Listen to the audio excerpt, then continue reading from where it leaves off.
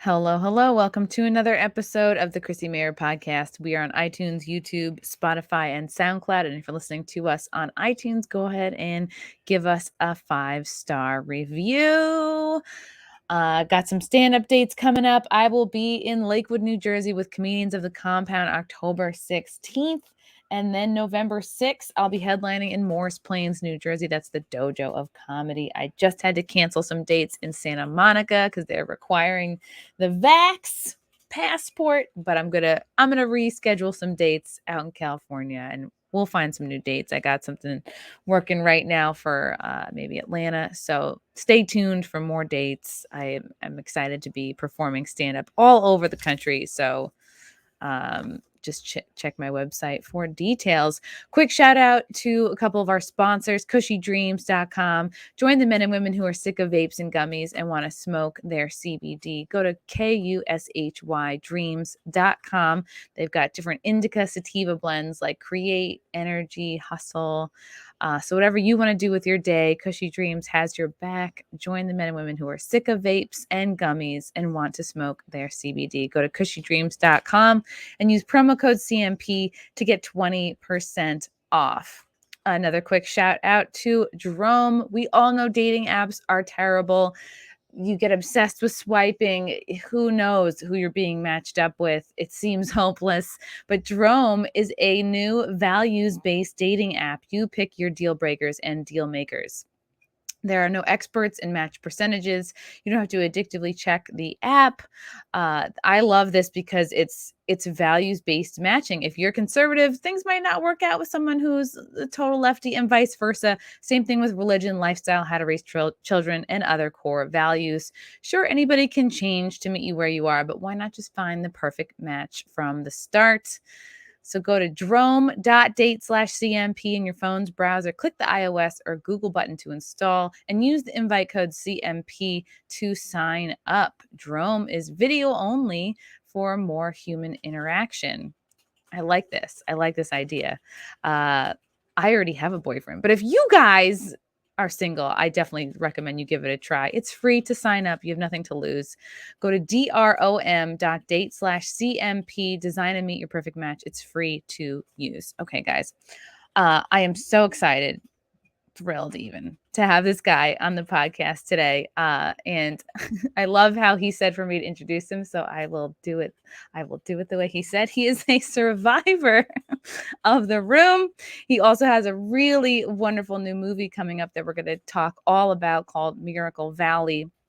Guys, welcome to the show. Greg Sestero, how are you, buddy? Great to be here. How are you?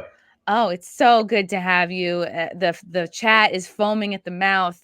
Very excited to see you here. Already at the gate, we have a question from Mikey Gusler. Hello, Mr. Sestero.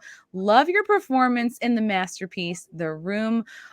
We'll get a 4K Blu-ray release of The Room, maybe even a steelbook. Plus, would you be interested in joining Friday Night Tights? Hopefully, I'll see you this Friday in Columbus. Nice. Yeah. So The Room was shot on 2 cameras at the same time, which had never been done before, digital and film. So technically, Tommy always talked about doing a Blu-ray or a 3D version of The Room, which I don't think we need those sex scenes in 3D, but technically he could do a 4K Blu-ray release. So we'll see what happens. Yeah, I'll be in Columbus on Friday. Looking forward to that.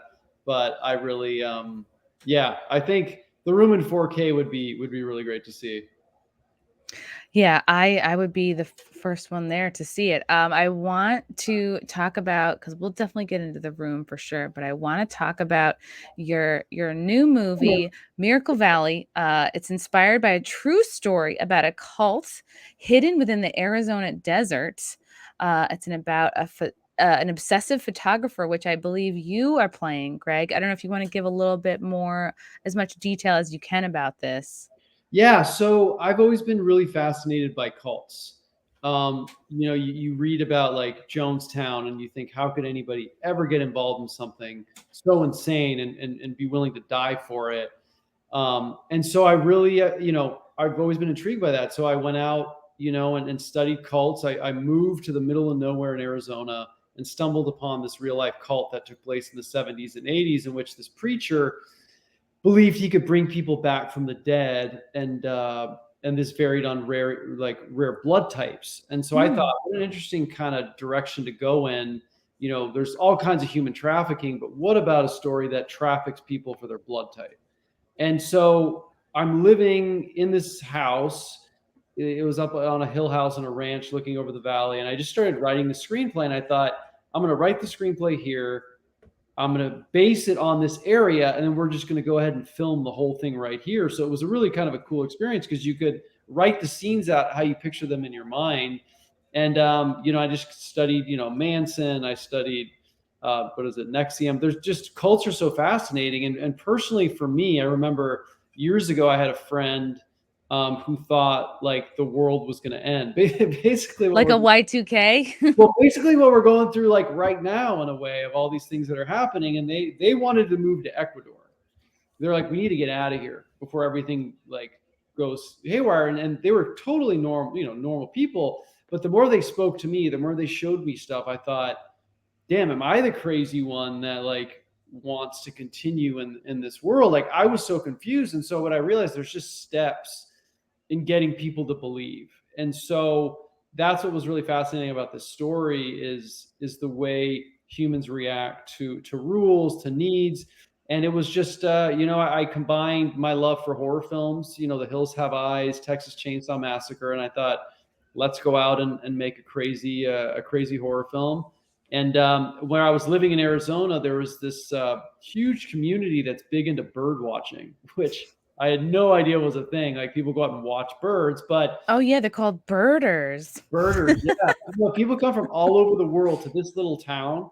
They pack their lunches and they go scout for this really rare bird called the gray hawk. In the movie, it's called the silver hawk because it's a little sexier. But and so I tied that in, and my love for again, like Hitchcock movie Psycho, and I tied in sort of all these elements of trying to go out and make something totally new. Because I know when people that have seen The Room and seen The Disaster Artist, you can't just give them any old movie because they've seen the most insane stuff. You got to keep surprising them with new material. But I tried to, cults are a really fascinating thing, and it was fun to work on this during the pandemic. So you observed a real cult that truly believed that certain blood types were better than others?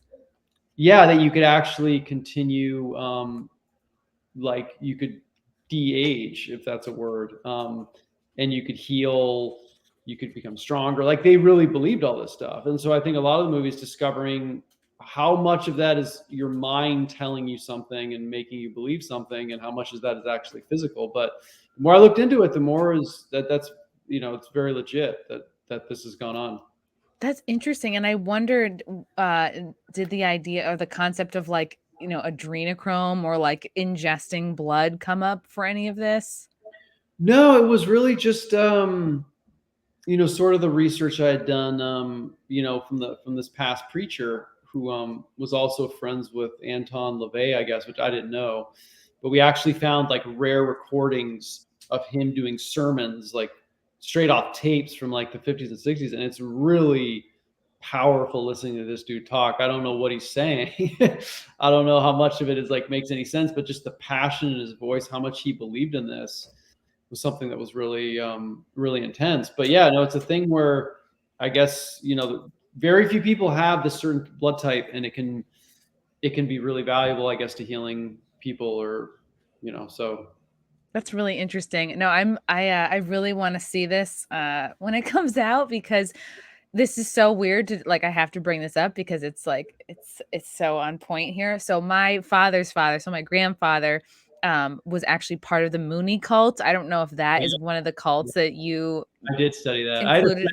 I had a friend who got wrapped up in that. Whoo, boy. Yeah, it's just the more you hear about it, the more you're like, I can't believe somebody got wrapped up in this. But like my dad, well, he always tells stories about his dad. Like, first of all, he like divorced my dad's mom at a time where like people were not really getting divorced, and then participated in like a huge mass wedding, like married some, I think, random Korean lady.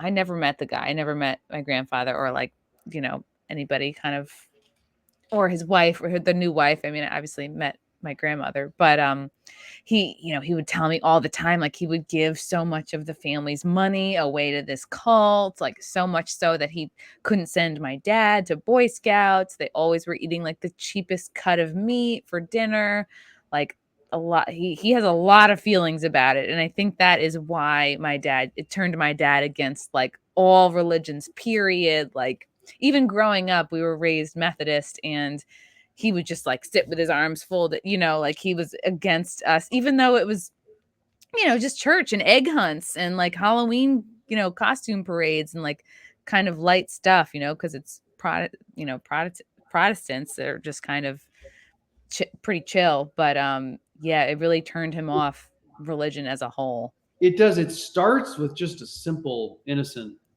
gesture or moment or connection. And, you might be having a tough time in your life. Somebody might lift you up. You have a good conversation. And then it starts from there, and you just don't know how far it can go. But people really get wrapped up and it becomes their whole life, and they totally lose connection with anything they had before. Yeah, I have been told that I am somebody who would join a cult. I forget, it was like a friend a couple of years ago. I think You run a cult. That's what I could picture that. it was when I was like, I used to be really into astrology. I think maybe that's part of what, I think it's, and you can confirm, like, it's probably a combination of like needing a lot of gratification or validation, kind of gullible. And it's all about like who's selling it, like who is approaching you. Yeah, all it takes is just one moment where something adds up or it makes you feel a certain way and you get a positive reaction and you want to continue with that. I became, really the room the room movie is very much a cult. Like I've traveled the world meeting fans, meeting people, and there's a whole cult around it. Like there's sort of these people, there's something in it that brings them together and that they connect with. And anytime you're collecting things or wanting to talk about things or quote things, there's something there psychologically that's really interesting. But having been at like one of these rare cults of cinema, that's something that always intrigued me from the beginning. Yes, The Room has been called the Citizen Kane of bad movies. It came out June 27th, 2003. How long did it take you to kind of to embrace it? Were you, because I think you have a really great attitude about everything. Were you kind of always this way, or did you come around on it? I was always fascinated from the beginning. I mean, for me, The Room was like an experiment on human beings, because I met Tommy in an acting class like 4 years before The Room was even filmed. And it went beyond acting. I was just really intrigued by this character. He didn't really care what people thought. He presented himself in a way that he didn't really have quite a touch of what he was, and he didn't care. And so, I was 19 and I thought, there's something about this guy I'm fascinated by. I want to know more about. And so when we struck up this friendship, it was very liberating for me, because I needed more of that in my life. I needed to stop second guessing myself and starting, believe in myself more. And there was no rules with Tommy. So when he decided like to do the traditional route and send in headshots to agents and casting directors and didn't get a response, which was their loss. They didn't see the Brando-esque qualities he had. He decided he was going to go make his own film. So right away, when we entered that professional like realm of trying to make a movie, it was so fun for me, because I got to see the Tommy that I knew and appreciated now working in sort of a confined environment, and it was just complete chaos. So my thought was, what's an audience going to think, a normal audience, when they see this movie? I didn't think it would ever happen, because who would ever pay to watch this film? And so when people would see it, I would ask them like, what do you think of this? What does this make you feel? What do you think of this guy? And I got that early on when I showed the dailies and the rough cut to my family, way before it ever was finished. And my dad, I've never seen my dad laugh harder. Like he only Wow. Seinfeld and these other comedy shows, and he just thought it was the funniest thing. So when people started watching it and talking about it, I just thought it was absolutely hilarious. I mean, it wasn't a movie I would ever show professionally or show a date if I had a girl over. It was always something that I just was intrigued what normal minded people thought of this. And I got like all these film students that would say why they liked it. And a lot of it added up to what I saw in Tommy in that acting class. There was just something chaotic and really fun. There was so much comedic talent there that he didn't even realize that he had, and that made it really interesting. And so I never really was embarrassed by it. I was always more fascinated by it. So when people started seeing it and wanting more, I would share stories about the making of the film, and they're like, we need to know more. How did this happen? And that's where I got the idea to write the book, because I thought, what a great challenge. Write the story behind the making of the Citizen Kane of bad movies, and then have that story be made into a good film, because I feel like that's a great way to turn the tables. So as you were writing the book, you had a film in mind, even as you were writing. Oh yeah, from the get-go. The idea was this book was going to be like an Ed Wood, Sunset Boulevard, Boogie Nights. Like I went into it thinking this has to be a character story between these two friends, because not many people are going to want to read about the making of a bad movie, but they're going to want to read about a really screwball friendship that sort of in its own way succeeds against all odds. I think that's all a story that we, the public can relate to. When you guys were in acting class together, and I haven't done any acting classes, but I did 5 years of improv, so I have like a sense of the people that are in like acting classes, and it's like who you connect with like right away. It's kind of like you're bonded. Were you the only one he really kind of connected with in that class? And I wonder if anybody else in the class is now looking at you being like, oh man, I should have been nicer to the weird guy. I could have been in the movie. Yeah, no, I know people just didn't get it. They were all like, he'd argue with the teacher and he'd be like, I'm so sorry, may I correct you? Everyone was like, oh damn, like they were sort of put off and sort of scared by it. But I thought, I like this guy. He's not just having the teacher tell him what to do. He's got his own opinion. And again, I thought it was hilarious. People didn't quite get the comedy yet. And I thought, hey, my mom's French. French was my first language. I grew up around accents, and this was like the home run of accents. And I was like, I like this guy.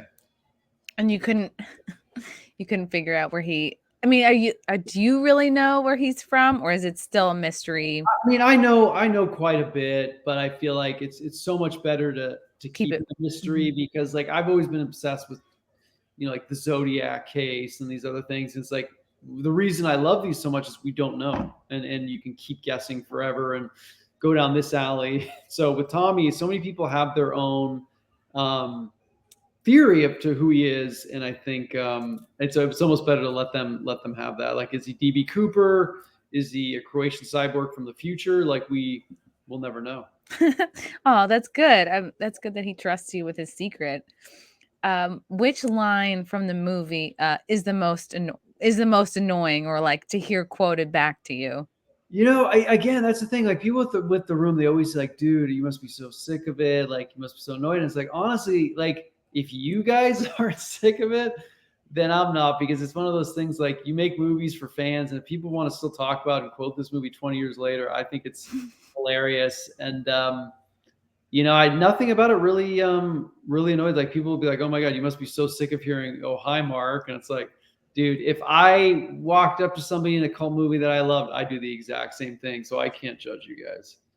Okay. The sex scenes are something that I refuse to watch.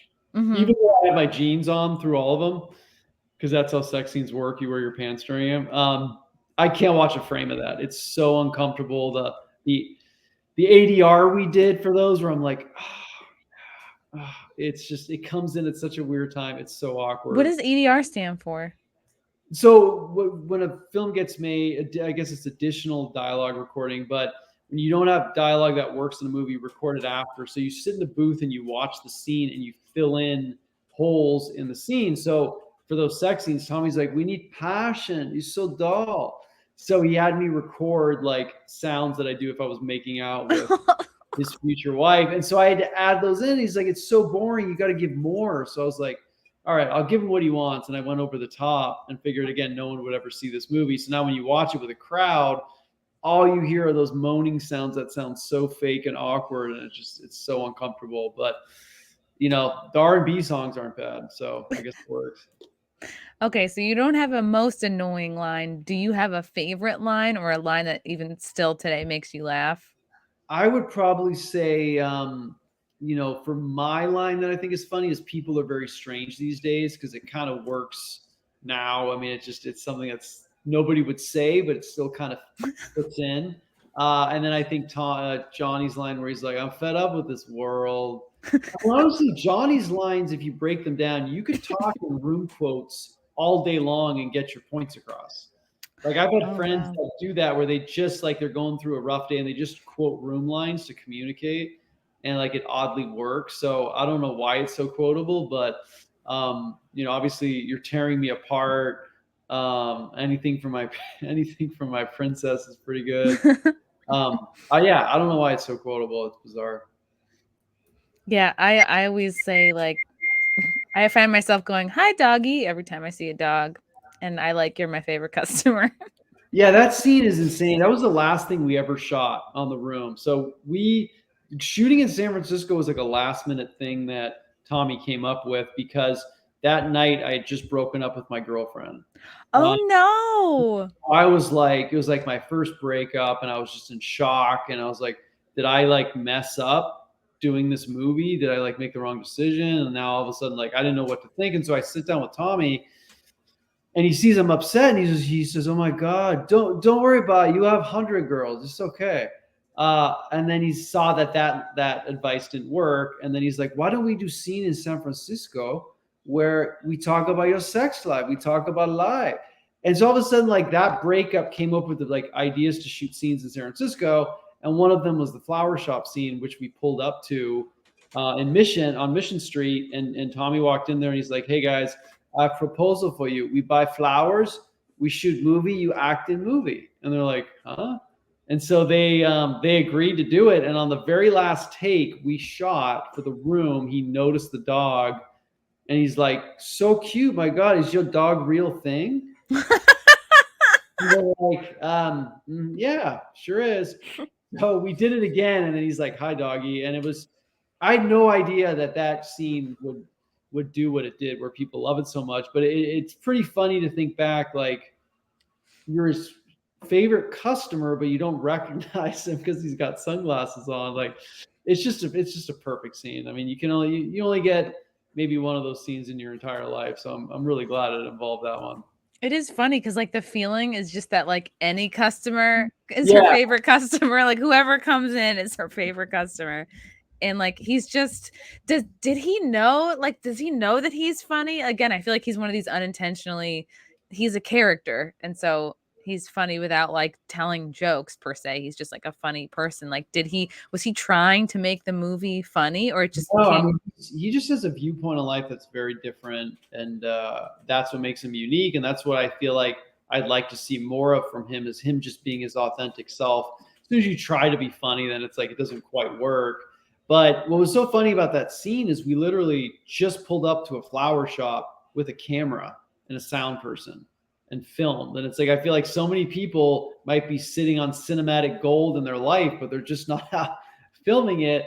And that's what he did. Like I think he just has a unique way of life. He had creative control, so he could make the film exactly the way he wanted to, and that doesn't happen very often. And then you couple that with this script that is one of the most insane things ever written, and you have something like The Room. What celebrities are the biggest fans of The Room, or like that have reached out to you over the years, or anybody kind of unexpected? It's so like random how many people this movie has like touched. Like when I first found out that it had celebrity fans, like in the comedy crowd, I was blown away. And then I found out it was being studied in universities, but there's like a big wrestling crowd. Like I talked to Chris Jericho, who loves The Room. At the Golden Globes for Disaster Artist, Tom Hanks came running up and was like super excited. Daniel Kaluuya from Get Out, and um, it's really hit like that unique movie experience that you can't really get anywhere else, and it's something that friends want to show other friends. So it's spread throughout so many different parts of Hollywood. And it's just really cool that people are so open to something so baffling and enjoy it. Yeah, and it's probably a good like icebreaker to talk to some people that you might not have ordinarily talked to. It really is. Like, I've had a lot of people come up and they talk about they got married because of this movie. Oh my God. They watched on their first date, and then like they Wow. looked into their proposal, how they're going to propose to their wife. So it's something that has infiltrated people's lives, and it's just it's pretty funny. Mikey is wondering, in the flower shop scene, it seems Tommy was in a hurry. Did you guys have a time limit from the owner? Well, we parked illegally out front, and you can see that in the scene when he pulls up, and so there was kind of a time limit. But you know, we did like 4 to 5 takes, so there was a little bit of a time limit. But you know, I think that's just the way Tommy works. He's all business, and he had to get back to his future wife. You know, at least. Was there any blowback from Tommy after your book, The Disaster Artist, came out? And I think that came out in around like 2013. Was there ever, did he read it? Did he ever, have feelings about it? So when I got the idea to write the book, he was the first person I told, and we did the screening at the Coolidge Theater in Boston. And there was so many fans there, so much love, and they just wanted more. And I thought, Tommy, I really want to write a book about this. I can tell your story of coming to San Francisco, how we met as friends. And he was very receptive to it. He gave me a lot of very powerful stories and opened up a lot. And then I interviewed him about like his time coming to San Francisco, living in New Orleans. And he, I thought it was a great chance for him to tell whatever part of his story that he was comfortable with in his own words. And then I toured with him while I wrote the book. So he knew I was doing it, and he seemed supportive. But I think some of the stuff he didn't like was like, I mentioned that he was dyeing his hair black at the time. And he's like, this is a false statement. I don't support. So he was like nitpicky about a few random things. And, I told like a lot of the stuff in the book I make jokes about, it doesn't mean it's real. You're not really a pirate living in San Francisco. Like, that's just a joke. And so he has his own way of seeing things. And then it was like 3 weeks later, James Franco and Seth Rogan reached out after the book came out. And so that immediately like changed his mind that, oh, maybe there's something to this book and there's a lot of heart to it. And, after that we had the conference call, and he was like, he was much more receptive. But it's just funny because The Room was a project he made that he wanted me to be a part of that I didn't get. I'm like, I don't know who's going to ever pay for this, who's going to want to see it. And then the book was my idea that this story could become a film. And he was like, I only support 40%. I'm sorry. And then that worked, and it helped him out. So it's like we really helped each other out with projects neither of us really understood, which kind of sums up friendship in a lot of ways. Oh, absolutely. Yeah. Now you don't feel it seems totally equal now. And anybody who sees The Disaster Artist wants to see The Room, and vice versa.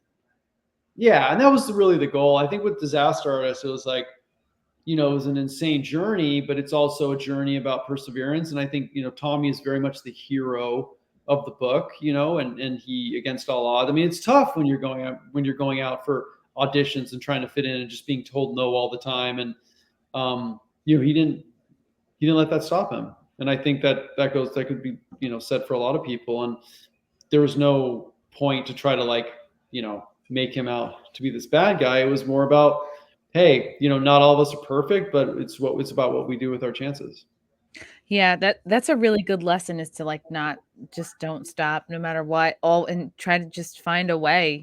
I remember auditioning for commercials. Like, I think I spent like a better part of the early aughts just constantly like going to commercial auditions, and it's just like the relentless rejection. Like, I was probably depressed for a time because I'm just like, oh, all right, it just really sucked. And thank God I sort of like found stand up and found podcasting, because it's like most people are just not cut out to put up with that much rejection. So I give you both of you so much credit. It's really tough also to go out to auditions and pour your heart and soul in these pages and try so hard and just get nothing back. You start to think like, I just want to tell stories and work, and we're given all these roadblocks. So it's sort of liberating when you can do your own thing, just for the sheer passion of it. Were there Did you get a lot of I guess I wonder if you had like haters kind of at the beginning and in the years since, like have people turned around, have people kind of come out of the woodwork as you become more successful and start to be nicer to you and that sort of thing? Yeah, I mean, there's always people that, maybe don't think you deserve to make a terrible movie and end up with opportunities. But for the most part, having been out there really since The Room emerged as a cult film, it's been mostly support, which has been really great. Again, people love this movie, and that's the only reason it's still around, and that's the only reason I wrote the book, was because there's so many people that wanted more information and wanted more. And then, still to this day, we're doing shows, around the country, around the world, that people still like show up for, sold out shows. So I don't know. I mean, my mom was one of the first people that was like, this is a huge pile of crap. Like, what a mistake. This Take is that, Mom. And then she wants to hear stories. She's like, they really, like, people are showing up, like they're there. They like it. She just laughs about it at this point, because it's sort of, being a parent, you try to look out for your kid, but sometimes generations change and you don't know what people really want. And so I'm just really fortunate. I had an open mind and was willing to see an alternate path to this business. Yeah, absolutely. If I had listened to my mom, I would have dropped out of comedy. For years, she was like, "How was clown school today?" And just never Sounds got like it. And I'm like, you know what? Improv technically is clown school, but I was like, I have a plan, Mom, I think. So, and I think that's so funny that Tommy didn't want you to out that he dyes his hair black. Meanwhile, anybody with like two eyes can see that he like obviously dyes his hair black. But it's like, it's cool. Like, cool. It's a look. Like, no big deal. Yeah. I mean, I guess we're all sensitive to our own things, but it was just funny about the book. That was like one of the things that he picked up. I don't know if he's fully read it. I know he just kind of picks it up and jumps to pages, but he did really enjoy the stories of our early friendship and the road trips, because I think it showed that, hey, those had a big impact on me and I remember them. Yeah, yeah, definitely. I love that you guys have still kept in touch and maintain a friendship over the years. It's really kind of amazing. What I didn't know, I was watching another interview that you were in. You wanted Ryan Gosling to play you and Javier Bardem to play Tommy. Yeah, that was the vision going in. It was like, I love No Country for Old Men, and I just saw Tommy vibes there. I'm like, that's the guy to play Tommy. And then I saw the movie Drive, and I was like, he reminds me a lot of myself. He doesn't say much. He's just observing. Obviously, the age difference was probably off for this film, but those were the kind of the characters I had in mind as I was writing the book. Okay, awesome. And I think I forgot to ask you before, Miracle Valley, when is it coming out and how can people see it? We're doing festivals next month. We're opening night premiere at Salem Horror Festival in Massachusetts. As Tommy would say, you're invited. You can come down if you like. We have tickets for you. And then we're doing Fright Fest UK, which is a great festival at the end of October. I'm going to be doing advanced screenings in October. I'm going to be at the Terrace Theater in Charleston, South Carolina, the Nickelodeon Theater in Columbia, the Plaza in Atlanta on October 15th. So we'll be doing a few screenings throughout October, because I love Halloween. I love horror. And it's a great chance to show this film to a crowd. I think that's the way horror should be experienced. And then it'll have a proper release next year. So we'll be doing just some sneak previews in October. Okay, great, great. What I want to know is, was anything exaggerated from the book to the film, The Disaster Artist? So I think it's the first time in history they had to like dumb down the insanity for the adaptation. Like, the book it's a lot darker and more insane than what we saw in the film, because I totally understood you wanted this movie to be accessible to a wide audience. So if like Greg and Tommy, while Tommy and I are obviously close friends, they couldn't really show how much I didn't want to be in the room initially, because then it doesn't make any sense. Our crowd is sitting there going, if they're friends, why is Greg even doing it? Like, he doesn't believe in it. So they just, they turned up Greg's like naiveness, and made him want to be part of the room and support it. And I think that was probably the biggest change. And then when Tommy met my mom, she actually said to him no sex. And at the time, I'm like, oh, dear God, what is he going to say? And he's like, well, we all do. And so Wait, this is the first time Tommy ever met your mom, and this was yeah. in the book, and the first thing Tommy says to your mom is no sex, just in So general. so they couldn't really put that in the film because two brothers were playing the characters, and it just maybe would have made it a little too weird. So the book's definitely weirder than the movie, but I think the movie was really effective in being something anybody can sit down and watch and find entertainment. Oh, so Tommy was trying to explain to your mom that you guys don't have sex. Or he was just saying like, she's like, don't have sex with my son, basically. And he's like, well, we all do, meaning like it's not like, yeah, the answer made no sense, and it just made it even more awkward. What do you mean? We all have sex with him. I can't do it. You do a much better impression. Yeah, he's like, well, we all do. What's the problem? We all do. We are like animal. So have you seen, by the way, have you seen a screening in New York? Have you gone to a live showing? No, I haven't yet. That's the only, I mean, that's like life-changing. We did a show at the Ziegfeld in New York, and there was like 1,200 people all yelling quotes at the exact same time, throwing spoons at the same time. And it was something that was like live theater. I mean, it was like watching a cult in motion. And it's so different when you see the movie with the crowd. It's really amazing, like this whole journey you're on, because it's like the room is such a cult favorite, and then it kind of spawned your interest in studying real cults, and now that's what the new movie is going to be about. Tommy, I noticed he did a lot, all of them, if not most of the appearances with James Franco to promote the Disaster Artist. How did you feel about all of that? Did you feel like maybe, I mean, like you would have liked to go with them on some of the late night appearances? Nah, I was just like, I thought it made sense with James playing Tommy.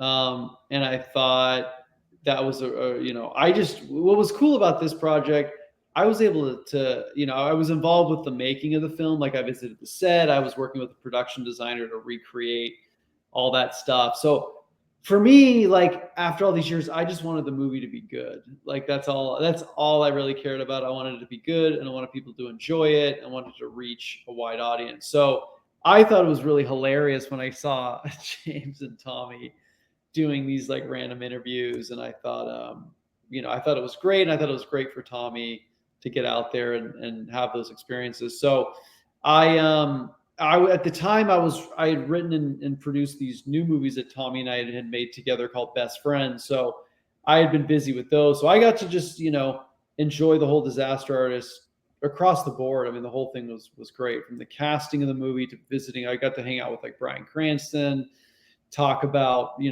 the room, and I got to meet Bob Odenkirk, who played the acting teacher. And I didn't know he had read the book, and his son was a fan. So I just enjoyed the whole process and was just happy for everybody involved. It was really a great crew of people.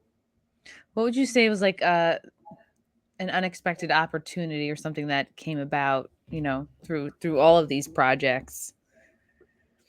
I would say, I mean, what was really cool is, like I said, on a whim, I went out and made these new films, the Best Friends movies, and this really awesome guy at Lionsgate reached out, and he had read the book and seen Disaster Artist, and he's like, I want to give you a chance with your new films. And he ended up acquiring them, and Lionsgate released the movie that I wrote and produced, Best Friends Volume 1 and 2, which Tommy and I are in together for the first time since The Room. And it was a chance to finally make, as Disaster Artist, this real Hollywood movie, and that was a great reward, because at the end of the day, coming into this whole experience, my goal was to tell stories and make movies. And I think now through all this, it's giving me a chance to do that. And I think that's really where the reward is, because you can have, the acclaim, the awards, whatever, but nothing really beats just doing the work and being out there and connecting with people.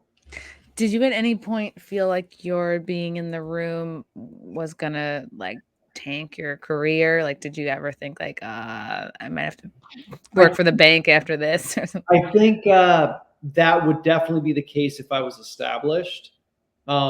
But really, all I had done at that point, unfortunately, was retro Puppet Master, direct-to-video horror film, and The retro puppet master. and then I had a guest spot on Days of Our Lives in which I had a French accent. So there wasn't much, to tank at that point. And honestly, The Room came out in 2003 and didn't really pick up to like 2009, 2010. Oh, So wow. all of a sudden, it was almost like, hey, I'm finally in something that people are seeing, which then gives you a chance. Because I think that's the hardest part as a young actor, is getting that one lucky piece that people know you from, or like want to talk to you about. So The Room was actually sort of a gift in a way, because it came in late when I really needed a break, and then I was able to see what was there and then tell the story. It's so funny because I used to always say that the Room's a movie that will never get me any acting work, and that's why I was fortunate that it turned into the book, which I was able to tap into my first love of writing. But then last year, this incredible director, Mike Flanagan, who did Haunting of Hill House, Oculus, Gerald's Game, he was making a new series for Netflix called The Haunting of Bly Manor. And I was at a convention, my very first time being at a horror convention or any convention. And I was approached by his wife, who told me Mike was a big fan. He loved the book, and he wanted to give me a cameo on his new show, The Haunting of Bly Manor. And I didn't believe it. I was like, there's no way. And so I ended up talking with Mike, and I got a cameo role in 2 episodes of The Haunting of Bly Manor. And I was just like, I can no longer say The Room is a movie that never got me acting work, because The Haunting of Bly Manor ended up being the biggest show on Netflix last year. And it was like sort of a joke. And I remember when Tommy saw it, he's like, wow, I'm jealous, but good jealous. Oh, but good jealous. So The Room was out for like 5-6 years before it really picked up a lot of.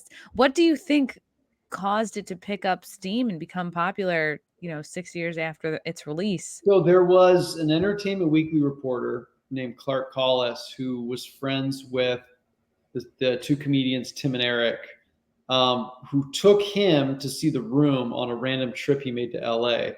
And he's like, that's the most fun I've ever had in a cinema. I need to write about it.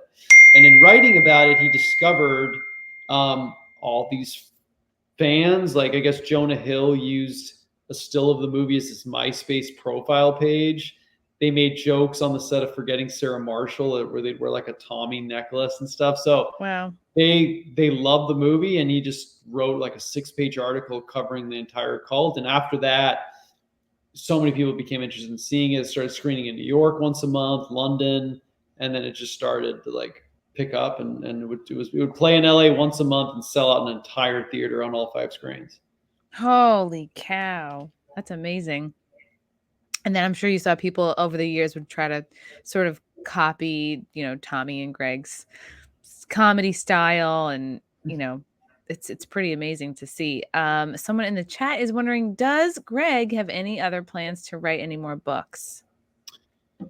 I mean, there's definitely another book. There's so many stories in there, but I think, at the moment, I've been making, new films. I do have a crazy idea, and I don't know when this would ever happen, but I have an idea of making a series of the origin story of Tommy coming to San Francisco, becoming the Birdman, sort of like the Joker type thing, but telling episodic stories of how Tommy became the Tommy he was before I met him in the class. And I had this crazy idea one night that someday I'm going to make that series and I'm going to play Tommy. Wow. That would explain. Yeah, you definitely have a good enough accent for it. Yeah, and it would end when I met him in the class, which would be kind of ironic. Would he play you? Yeah. Hey, why not? Let's do it. The tables have turned. But I'm also writing a UFO abduction movie at the moment. That's another thing I got really into during the pandemic, is the whole UFO culture. I went on a UFO night tour in Sedona.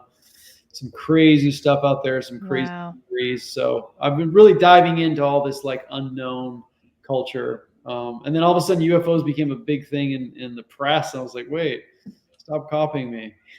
Yeah. Yeah, they're definitely copying you. Yeah, they've always been kind of in public interest, but especially like lately in the last year or so. Yeah, it's been nonstop. My mom was like, are you reading all this UFO stuff? Like, go make your movie, because I've been talking about this for the last couple of years. So she's like, go make the movie because people seem to be talking about it. Looks okay. It's good that your mom is she's supportive now. She's on board. She got She there. quickly jump ship if things don't work. She'll be like, I told you.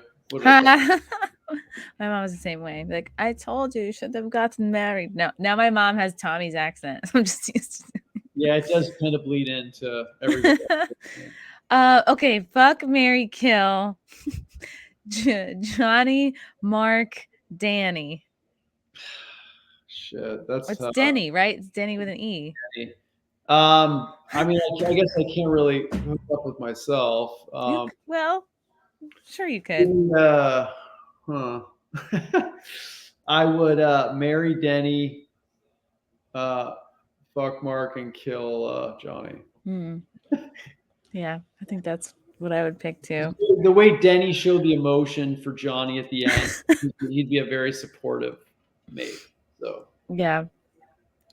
I still laugh about like the football scene, the football and in the tuck scene. It's just, yeah, it's very silly, but it's so funny. Like the more I talk about it, the more I'm like, man, I really want to rewatch everything now. It's just bad. It's so baffling and it's so sincere that you don't normally get that combination. Do you think in your next project with aliens, will Tommy be one of the aliens? I mean, he's pretty spot on for wardrobe and everything, so we'll have to work him in somewhere. Like he takes off the glasses and it's like, He's gonna be like, I didn't know it was you. Oh, hi, Mark. My favorite alien. As he's like sucking somebody up. That's amazing. Okay, let's see. Were there any like bloopers or blunders that ultimately were kept into the movie, like with the room and also the disaster artist? So there's a moment on the rooftop scene, the high Mark scene, where he's like, maybe you should have your own girl, Mark. And I walk off away from him and I look off and I roll my eyes and shake my head. That's me legitimately doing that because I thought this is just so ridiculous. What am I doing here? And they kept it in the film. It's at 1:38 in the high Mark scene. I think it's up on YouTube. I literally look off and roll my eyes and go, "This is so stupid," and they kept it in the film. So that's my best acting in the movie. It should have been a blooper, but it's in there. And then Disaster Artist, they have a whole reel of bloopers, like with the outtakes when they were shooting with Josh Hutchinson, who played Denny. They did a lot of like gag reels because he kept laughing through a lot of the scenes, and I think it's up on YouTube, but it's pretty funny. What was like, if you can remember, what were the hardest moments of shooting, like for the room and also for the disaster artist? I'd say for me it was like the emotional scenes. So we had to reshoot the ending where we find Johnny dead, and we shot it in the living room downstairs. And normally, if I'm doing a part, I really want to like give it my all or show some emotion, but I could not bring myself to care at that point. And so we had to do the whole glycerin tears, and it just felt like sticky and embarrassing because you could tell we weren't there. The emotion wasn't there. And I know the actress Juliet, who was playing Lisa, was really trying, but I had just checked out. So those scenes were really hard because I knew I was like, just not even phoning it in. I was mailing it in. And those, those parts were pretty uncomfortable to watch. And I think for Disaster Artist, it was one of those sets where everyone was having such a good time. They were so glad to be there. It was a tight-knit group and they were having so much fun, but they were working so hard. And I really can't even say there was a moment there that I felt they were behind or they were having a tough time with. It was just, it flowed so well. And the cast was like people wanted to come in for a day. It was really cool to, I got to visit the set. Nathan Fielder, who I really like his show, was there. And again, these people they saw the room in Toronto or they saw the room in New York and they just wanted to be a part of it. Oh, wow. Yeah, I love the scene where like the whole crew has to like say the line to James Franco, like over and over, repeat it until he finally gets it. Oh my God. I did not. What was it like working with James Franco? Did he and Seth Rogen kind of show interest even like before the book was completed, or it wasn't after the book was completed that you So it was actually connected? it was interesting because James had never seen The Room. I thought he had, but he was one of his of all of his friends. He had never seen it. So he was in Vancouver shooting the interview, and he came across the book and started reading it. And halfway through, he's like, "I got to make this into a film. I got to play Tommy. My brother Dave has to play Greg." And he, we heard from him a few weeks later, and I was up in Vancouver doing a book signing, and James came to the show, and I met him. Yeah, he was just really passionate about the story and really got it. Like, it wasn't like an all-out comedy or making fun of anything. He really identified with the story. And Seth had been a big fan of The Room. Seth went and saw it like in the initial run in like 2003, 2004, because he had seen the billboard. He's like, I got to see this. What is this thing? And then Tommy paid for late night commercials that would play. So he saw Wow. those. So he was, he was an early fan. So when James brought up the idea, he's like, hell yeah, let's do it. So it was sort of the perfect strike of getting, that team who understands comedy, understands drama, and really weird stories. What for Seth and James, like were they kind of like I guess how they seem like on TV? Or is it basically like they're the same person, or would They someone be were, surprised? yeah, they were super professional. I mean, James, like I said, James really identified with the story. He loved all the behind the scenes stuff because he was a newcomer to the room, so he had just seen it fresh. Seth had seen it for years at that point. So their their set was like super impressive. Chris Spellman, who was the production designer, he did This Is the End, and a lot of their movies was just like, he got my bedroom that I grew up in down to a T, the house. Like, it was just cool to see these guys that have made so many movies just run such a great set.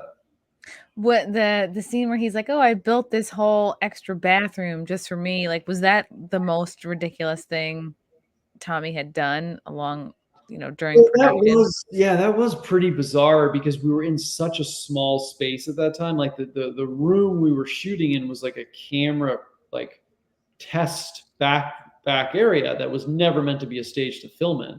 So it was so tight, like that's why it looks so awkward, because they're trying to shine light through these fake windows to make it look like it's inhabited, and it looks so awkward. So to put a private bathroom in a corner was so weird, because there was a bathroom like 80 feet in the rental shop that was like nice, and I don't even think I ever saw Tommy use the private bathroom. It really made absolutely no sense. Like, it was just, everyone was like, why would you put a private bathroom in this little like back house? I don't know. It was right up with the fact that he, when we were about to shoot those sex scenes, he said, I have to show my ass to sell this movie.